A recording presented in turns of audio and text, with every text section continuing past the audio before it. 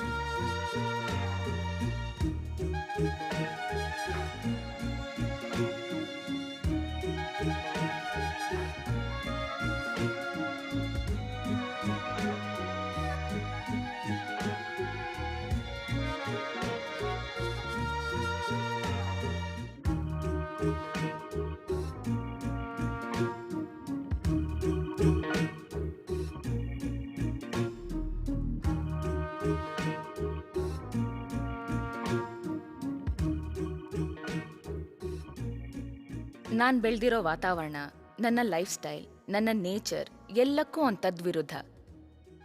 I was much organised and disciplined. ಆದರೆ ಅವನು never mind.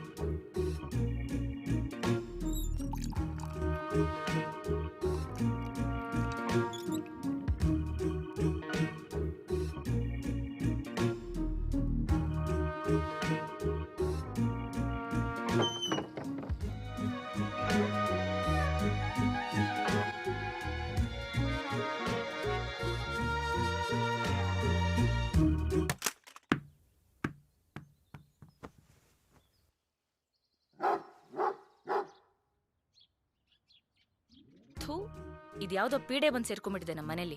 ಏನೋ ತುಂಬಾ ಒಳ್ಳೆಯವನು, ಕಲ್ಚರ್ಡ್ ಫ್ಯಾಮಿಲಿಯಿಂದ ಬಂದಿದ್ದಾನೆ ಅಂತ ಪಾರ್ಟಿ ರೆಕಮೆಂಡೇಶನ್ ಮೇಲೆ ಒಪ್ಕೊಂಡ್ರೆ ಹೀಗ? ಇದೆನ್ನ ಪಾರ್ಟಿ? ஐயோ, நீ என்னம்மா அந்த காலத்து மனுஷி மாதிரி பேசுற? இதெல்லாம் இப்ப காமன். நீ வீணை படிக்கிற, அவன் நல்லா ஜாஸ் மியூசிக் கேட்டுன்னு இருக்காங்க. இந்த ஃபியூஷன் மியூசிக் நல்லா தானே இருக்கு. உங்களுக்கெல்லாம் பைத்தியம் பிடிச்சிருக்கு. ಸ್ವಂತ ಮೊಮ್ಮಗಳಿಗಿಂತ ನೆನ್ನೆ ಮೊನ್ನೆ ಬಂದವನ್ನೇ ಹೆಚ್ಚಾಗೋಗ್ಬಿಟ್ಟ ಈ ಪಾರ್ಟಿಗೆ. ಎಷ್ಟೋ ದಿನಗಳು ನಂಗೂ ವಿಜಯ್ಗೂ ಮುಖಾಮುಖಿ ಭೇಟಿನೇ ಆಗಿರ್ಲಿಲ್ಲ. ಬಟ್ ಅವನ ಪ್ರತಿಯೊಂದು ಆಕ್ಟಿವಿಟಿ ನಂಗೆ ತುಂಬಾ ಇರಿಟೇಟ್ ಮಾಡ್ತಾ ಇತ್ತು. ಸಣ್ಣದಾಗಿ ಶುರುವಾಗಿದ್ದ ಅವನ ಮೇಲಿರೋ ಕೋಪ ದಿನೇ ದಿನೇ ಹೆಚ್ಚಾಗ್ತಾ ಬಂತು. Vijay was absolutely disorganised and reckless.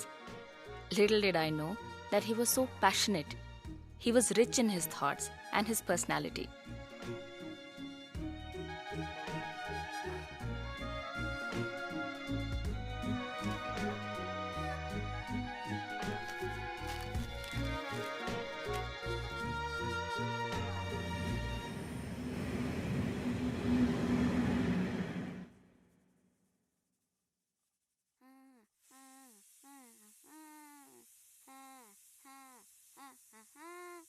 ಪಾಟಿ, ಇದಕ್ಕೆಲ್ಲ ಏನ್ ಕಮ್ಮಿ ಇಲ್ಲ. ಪಾಟಿ ಪಾಟಿ, just a minute. Justin Bieber song கேட்டுன்னு இருக்கேன். Don't disturb me. ನಿನಗೂ ಅವನಿಗೂ ಸರಿಯಾಗಿದೆ. ಗಿಡಗಳಿಗೆ ಅಂತ ಇಟ್ಟಿದ್ ಪಾಟ್ಸ್ ನ ಆಶ್ರಯ ಮಾಡಿ ಹಾಕಿದಾನೆ. ಇದೇನಾ ನೀನ್ ಇಷ್ಟಪಟ್ಟು ರೆಕಮೆಂಡ್ ಮಾಡಿದ ಕಲ್ಚರು? ಅಕ್ಕ ಅಕ್ಕ, ಅಕ್ಕಿ ರೊಟ್ಟಿ ಮಾಡ್ಕೊಡಕ್ಕ. ತೆಗದ್ ತಟ್ಟದ ಅಂದ್ರೆ ಪರೋಟ ಆಗೋಗ್ತೀಯ. ಕುತ್ಕೊಳ ಸುಮ್ನೆ. ಅಕ್ಕಿ ರೊಟ್ಟಿ போடி.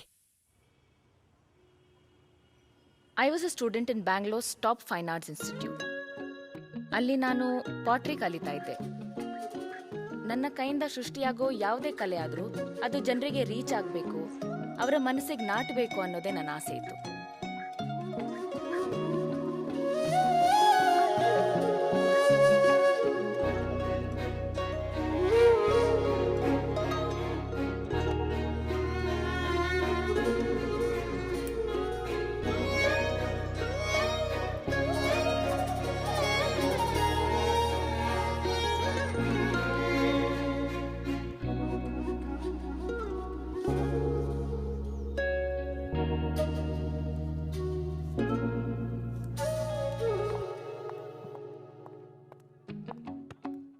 ಎಕ್ಸ್ಕ್ಯೂಸ್ ಮೀ, ಏನ್ರಿ? ನಾನು ಅವಾಗ್ಲಿಂದ ನೋಡ್ತಾನೆ ಇದ್ದೀನಿ. ನೀವ್ ನನ್ನೇ ನೋಡ್ತಿದ್ದೀರಲ್ಲ.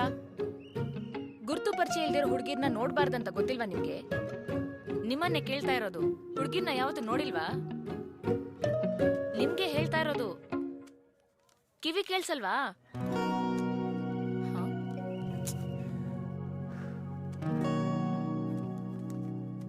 Hello, excuse me. ಅವತ್ತು ಮನೆ ಮುಂದೆ ಸಿಕ್ಕಿದ ರೈಟಿಂಗ್ ನನ್ನ ತುಂಬಾ ಸೆಳೆದಿತ್ತು. ಆ ಬರವಣಿಗೆಗೆ ಎಂಥವ್ರನ್ನು ಕೂಡ ಓದುಗಾರರಾಗಿ ಮಾಡುವಂತ ಶಕ್ತಿ ಇತ್ತು. ಕೋಪದಲ್ಲೇನೋ ಆ ಕಾಗ್ದಾನ ಬಿಸಾಕಿದ್ದೆ, ಆದ್ರೆ ರೈಟರ್ ಯಾರು ಅಂತ ತಿಳ್ಕೊಳ್ಳೋ ಕುತೂಹಲ ಇತ್ತು. ಅದು ಇವನೇ ಅಂತ ಗೊತ್ತಾದ್ಮೇಲೆ ತುಂಬಾ ಆಶ್ಚರ್ಯ ಆಯ್ತು. Vijay's writing was extremely powerful. The smallest of the notes he left carelessly made such an impact and evoked a sensation in every reader.